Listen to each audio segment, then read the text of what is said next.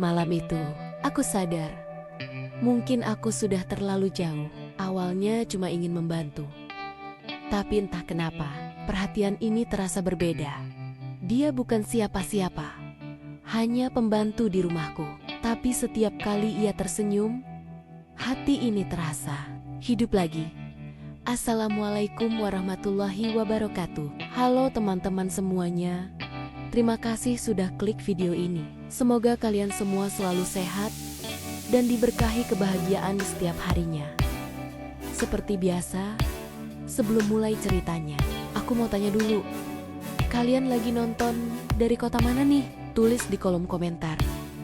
Biar aku tahu dari mana penonton kisah Tante Erni ini berasal. Jangan lupa juga untuk subscribe, like, dan share videonya ya. Supaya makin banyak orang yang bisa ikut menikmati kisah-kisah kehidupan yang penuh makna dan pelajaran seperti ini. Namaku Mira. Usia 45 tahun. Aku tinggal di sebuah rumah besar di kawasan Jakarta Selatan. Rumah yang dulu terasa hidup oleh tawa anak-anak dan suara almarhum suamiku. Tapi kini hanya menyisakan gema langkahku sendiri. Sejak suamiku meninggal 3 tahun lalu karena serangan jantung, aku hidup ditemani dua hal, kesepian dan rutinitas. Pagi, aku sibuk mengurus taman. Siang menyiapkan makanan sendiri. Malam duduk di ruang keluarga yang terlalu luas untuk satu orang. Anak-anakku sudah dewasa dan bekerja di luar kota. Mereka sesekali menelepon, menanyakan kabar, lalu sibuk kembali dengan dunia masing-masing. Aku mengerti, begitulah hidup. Tapi mengerti tidak berarti tidak merasa sepi. Karena kesulitan mengurus rumah sendirian. Akhirnya, aku memutuskan untuk mencari seseorang yang bisa membantu. Bukan sekadar pembantu biasa, tapi seseorang yang bisa dipercaya menjaga rumah ketika aku harus keluar.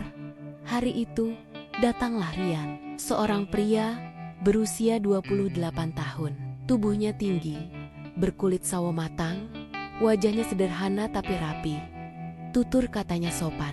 Dia direkomendasikan oleh salah satu tetanggaku yang mengenalnya. Sejak kecil, saya cuma butuh seseorang yang bisa bantu bersih-bersih dan jaga rumah, kataku waktu itu. Siap Bu, saya kerja sebaik mungkin, jawabnya singkat tapi mantap.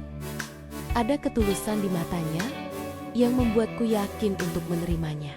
Sejak hari pertama, Rian bekerja dengan rajin dan hampir tanpa banyak bicara. Setiap pagi, aku mendengarnya menyapu halaman. Setiap sore, dia menyiram tanaman sambil bersenandung kecil.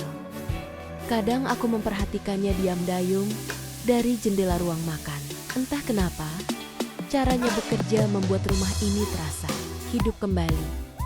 Suatu sore, hujan turun deras. Aku sedang duduk di teras sambil memandangi taman yang basah, ketika Rian datang membawa payung untuk menjemput jemuran yang belum sempat diangkat. "Gak usah Rian, nanti kamu kehujanan," kataku. "Gak apa-apa Bu, baju basah nanti malah susah keringnya," dia tersenyum, lalu berlari ke halaman. Aku melihatnya dari jauh, basah kuyup tapi tetap tersenyum. Ada sesuatu pada momen itu, sederhana tapi hangat. Sesuatu yang mengingatkanku pada masa ketika suamiku dulu juga melakukan hal-hal kecil seperti itu untukku. Malamnya, saat ia hendak pulang ke kamar belakang, aku spontan memanggilnya. "Rian, kamu udah makan?" "Belum Bu, tadi rencana mau masak di dapur karyawan." "Nggak usah, sini aja, makan bareng saya. Kebanyakan juga kalau sendiri." Dia tampak sedikit canggung, tapi akhirnya duduk di meja makan. Kami makan malam bersama. Pertama kalinya sejak dia bekerja di rumah itu. Suasana hening, hanya terdengar suara hujan di luar dan sendok beradu pelan di piring. "Rumah ini enak ya Bu?" "Tenang, tenang iya. Tapi kadang terlalu tenang sampai bikin sepi." Dia menatapku singkat, lalu menunduk. "Kalau saya boleh bilang, nggak apa-apa Bu. Kadang yang sepi itu cuma butuh ditemani, nggak harus diisi." Kata-katanya sederhana, tapi menancap di hati. Aku menatapnya Diam-diam, untuk pertama kalinya, setelah lama, aku merasa dilihat, bukan sebagai majikan, tapi sebagai manusia yang juga lelah dan butuh ditemani. Sejak malam makan bersama itu, suasana di rumah terasa berbeda. Entah karena kehadiran Rian, atau karena aku sudah mulai terbiasa dengan suara langkahnya di pagi hari. Suara air yang ia semprotkan ke taman, dan sapanya setiap lewat ruang tamu.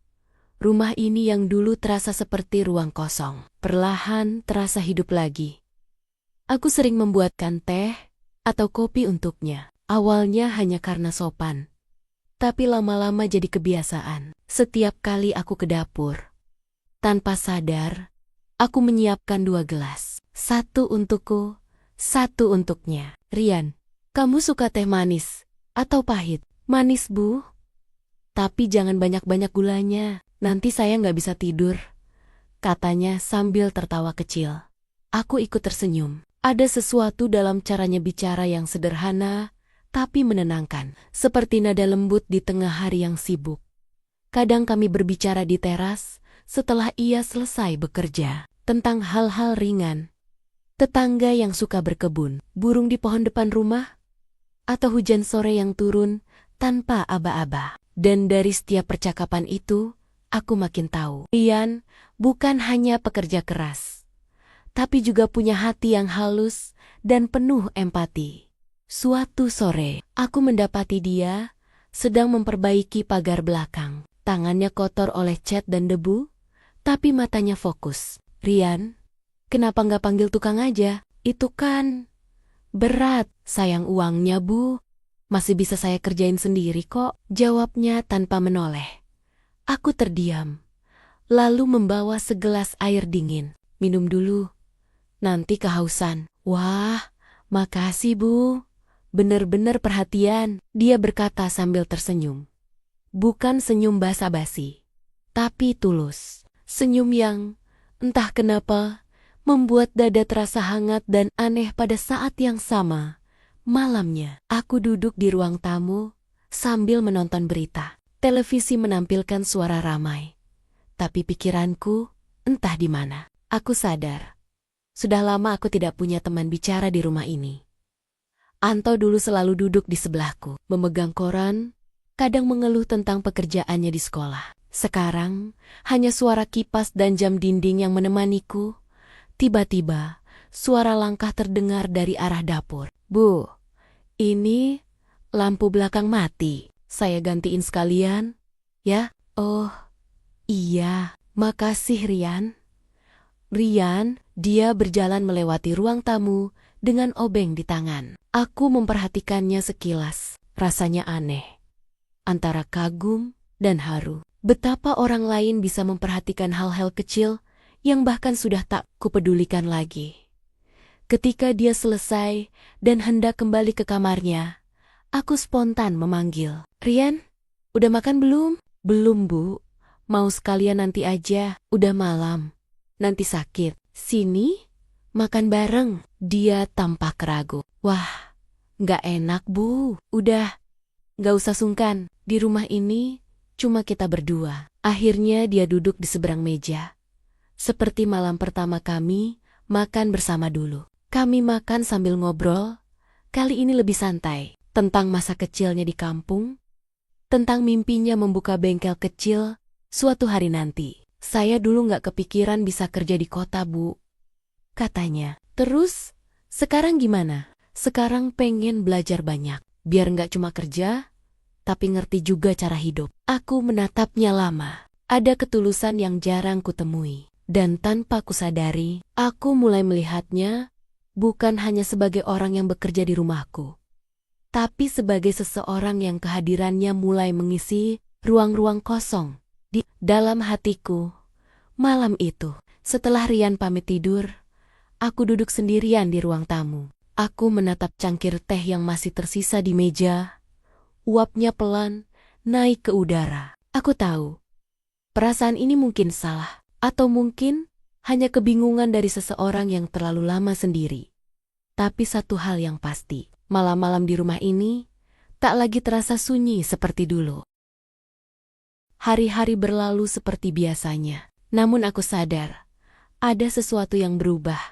Bukan pada rumah ini, tapi pada diriku sendiri. Setiap kali Rian berangkat belanja ke pasar, aku tanpa sadar menunggunya pulang. Setiap kali ia lewat membawa sapu atau ember, mataku mengikuti langkahnya. Dan setiap kali aku menyiapkan makanan, tanganku secara otomatis mengambil 2 piring, bukan 1. Awalnya kupikir itu hanya bentuk kebiasaan, tapi lama-lama aku tahu, ini lebih dari sekadar kebiasaan. Suatu sore, Rian sedang mengecat pagar depan rumah. Tangannya berlumur cat putih, bajunya sedikit kotor, tapi wajahnya terlihat tenang. Aku membawa 2 gelas es teh ke arahnya. Istirahat dulu, Rian. Panas banget di luar. Iya, Bu. Makasih. Dia duduk di tangga teras, meminum teh itu perlahan. Aku ikut duduk di sebelahnya. Tidak terlalu dekat, tapi cukup untuk mendengar napasnya yang teratur. Rian, kamu gak kangen keluargamu di kampung? Kangen, Bu.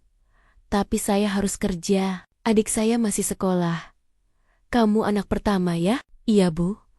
Dulu kalau gak kerja, siapa yang biayain mereka? Aku mengangguk pelan. Mendadak suasana jadi hening. Hanya suara serangga sore dan angin yang menabrak dedaunan. Aku menatap wajahnya sekilas.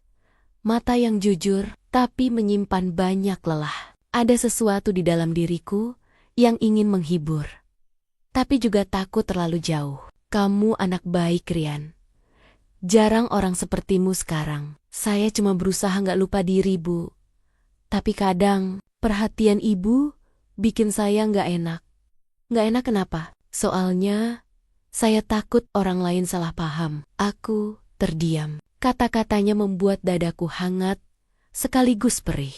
Kamu pikir, Ibu perhatian karena apa? Tanyaku, pelan. Saya nggak tahu, Bu. Tapi rasanya Ibu beda sama majikan lain. Ibu suka nanya kabar saya. Suka nyiapin makanan. Kadang nungguin saya pulang. Saya senang, tapi juga bingung. Aku menarik napas dalam-dalam. Mungkin karena Ibu udah terbiasa sendirian, Rian. Kadang, perhatian itu muncul bukan karena niat apa-apa. Hanya karena Ibu gak mau rumah ini terasa kosong. Dia mengangguk pelan, lalu menatap ke arah taman. Saya paham, Bu. Tapi kalau Ibu gak keberatan, saya juga gak apa-apa diperhatiin. Kami tertawa kecil, tapi di balik tawa itu, ada sesuatu yang lain. Sesuatu yang tak terucap. Malamnya, aku merenung di kamar. Ucapan Rian terus terngiang di kepala. Saya juga gak apa-apa diperhatiin. Sederhana, tapi kalimat itu mengguncang hatiku. Aku menatap pantulan wajahku di cermin. Garis-garis usia mulai tampak jelas. Mata sedikit lelah. Tapi, entah kenapa, malam itu aku merasa hidup kembali. Apakah salah jika seseorang yang sudah lama sendiri akhirnya menemukan kehangatan dari orang yang tak terduga? Atau justru itulah cara Tuhan mengingatkan bahwa hati manusia tidak bisa selamanya dibiarkan hampa? Keesokan harinya, aku sengaja berangkat lebih pagi ke dapur. Kupikir aku ingin menyiapkan sarapan sebelum Rian bangun. Tapi ternyata, ia sudah di sana lebih dulu. Dia sedang menyiapkan air panas. Dan ketika melihatku datang, dia tersenyum. Pagi, Bu. Saya bikin kopi. Sekalian buat Ibu juga ya? Wah, sekarang kebalik ya. Pembantu yang bikinin kopi buat majikannya. Kataku bercanda. Hehe, biar Ibu gak repot. Lagian, kopi buatan saya belum tentu seenak Ibu. Aku duduk di meja makan, memperhatikan caranya menuang air dengan hati-hati. Dan di tengah aroma kopi yang hangat itu, aku sadar, perhatian yang dulu hanya aku berikan, kini mulai kembali padaku. Pagi itu, berjalan seperti biasa. Tapi di hati kecilku, ada perasaan baru yang tak bisa kujelaskan. Bukan cinta, mungkin bukan juga kagum. Lebih seperti rasa yang tumbuh di antara dua jiwa yang sama-sama ingin didengar, namun tahu mereka berdiri di garis yang tidak boleh dilewati. Sejak pagi itu, hubungan kami jadi sedikit berbeda. Bukan karena sesuatu yang diucapkan, tapi karena sesuatu yang tak lagi bisa disembunyikan. Rasa perhatian yang tumbuh. Di antara dua orang yang suma-suma kesepian, Rian semakin sering membantu tanpa diminta. Kadang menyiapkan teh sebelum aku turun ke dapur, kadang memastikan mobil bersih, padahal aku jarang keluar rumah. Hal-hal kecil yang dulu terasa biasa, kini terasa berarti. Aku mulai terbiasa melihat wajahnya setiap pagi. Dan anehnya, ketika suatu hari ia izin pulang kampung sebentar, rumah ini kembali terasa hampa. Seperti kehilangan sesuatu yang belum sempat dinamai. Hari itu aku sadar, mungkin aku sudah terlalu terbiasa dengannya. Bukan karena cinta, tapi karena rasa tenang yang tak bisa kutemukan dari siapapun sejak suamiku tiada. Sore itu, Rian pulang lebih cepat dari pasar. Langit mendung, udara lembab, aroma hujan menggantung di udara. Dia mengetuk pintu pelan. "Bu, saya pulang. Sekalian bawain sayur buat malam ini." Aku menatapnya dari dapur. "Wah, kamu nggak kehujanan kan? Tadi sempat gerimis." "Tapi nggak apa-apa." Dia tersenyum, lalu berjalan ke arah kulkas sambil membereskan belanjaan. Tangannya cekatan, wajahnya santai. Tapi entah kenapa aku merasa canggung. "Rian?" "Iya, Bu. Kamu jangan terlalu capek ya. Saya bisa bantu." "Nggak apa-apa, Bu. Saya udah biasa." Aku terdiam. Perhatianku padanya terasa semakin tidak wajar. Tapi di saat yang sama, sulit sekali menahannya. Malamnya, hujan deras turun. Listrik sempat padam selama beberapa menit. Aku duduk di ruang tamu dengan lilin menyala, menatap temaram cahaya yang bergoyang di dinding. Suasana hening, hanya suara petir sesekali menyambar dari kejauhan. Tiba-tiba suara langkah terdengar dari belakang. "Bu, Ibu nggak apa-apa?" "Oh, Rian, nggak apa-apa, cuma kaget aja. Petirnya besar banget." "Sini Bu, saya nyalain lampu emergency aja, biar nggak gelap banget." Dia menyalakan lampu portabel kecil, dan cahaya putihnya menyinari wajahnya. Untuk sesaat, aku hanya diam menatapnya. Matanya menatapku dengan ekspresi khawatir. Tapi di balik itu ada sesuatu yang lain.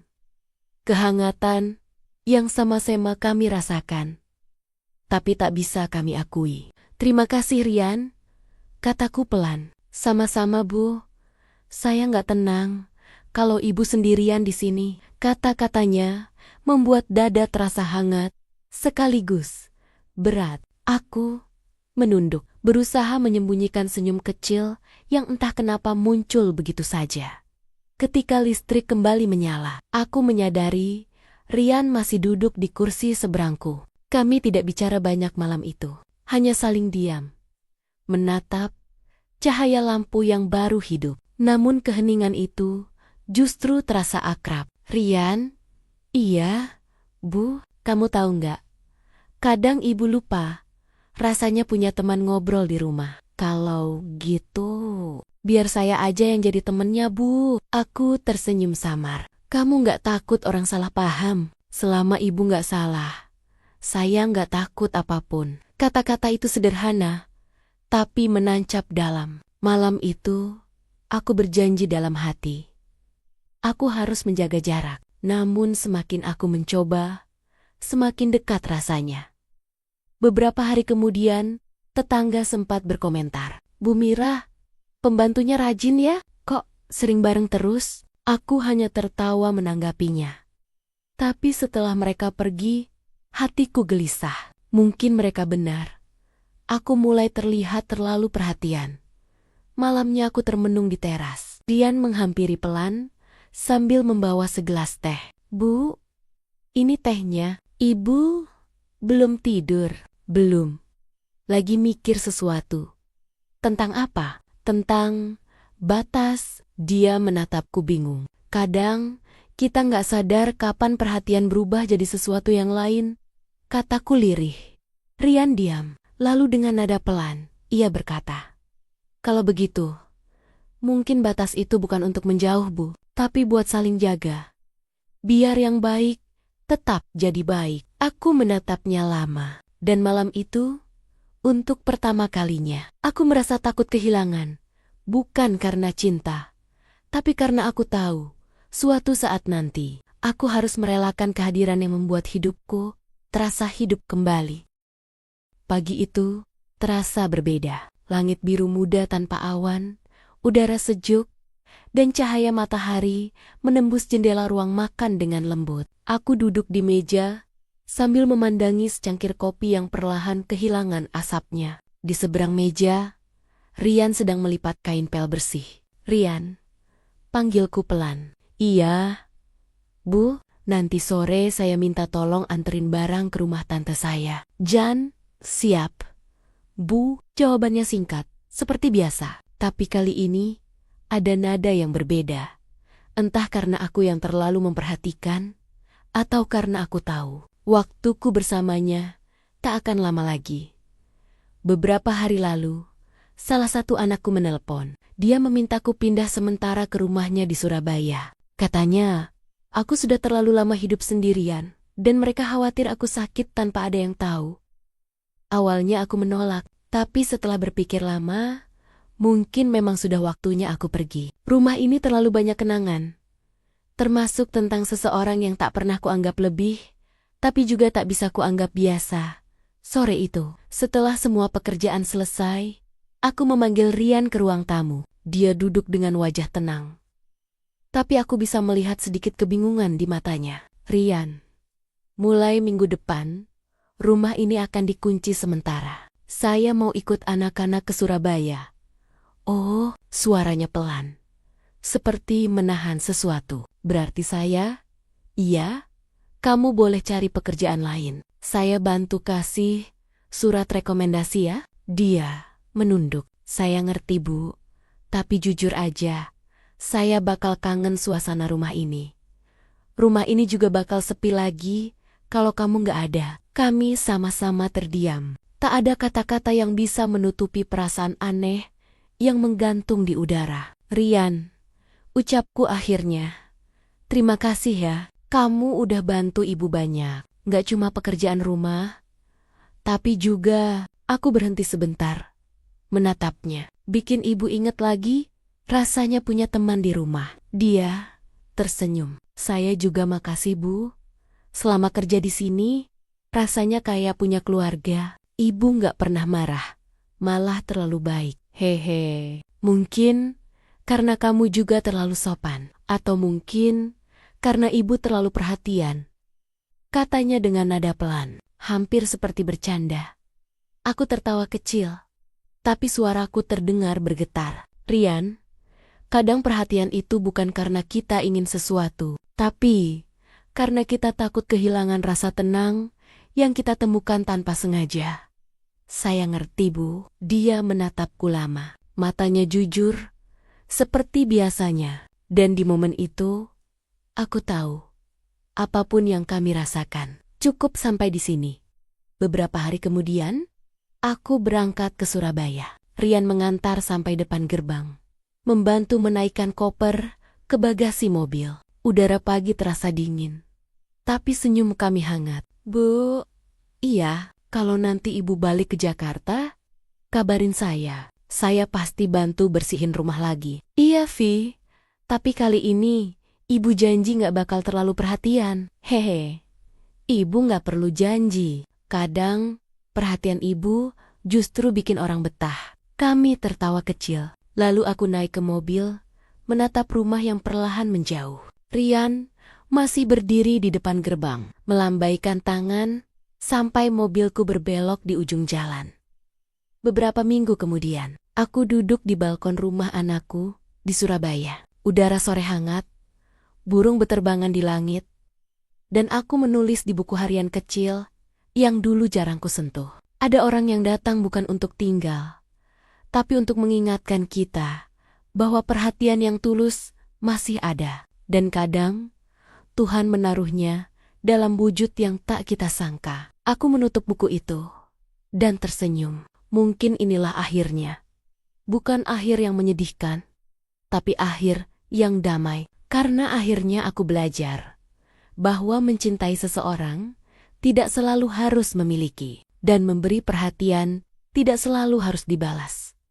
Yang penting, hati yang dulu kosong kini sudah terisi oleh kenangan, ketulusan, dan rasa syukur atas seseorang yang datang di waktu yang tepat, lalu pergi dengan cara yang indah.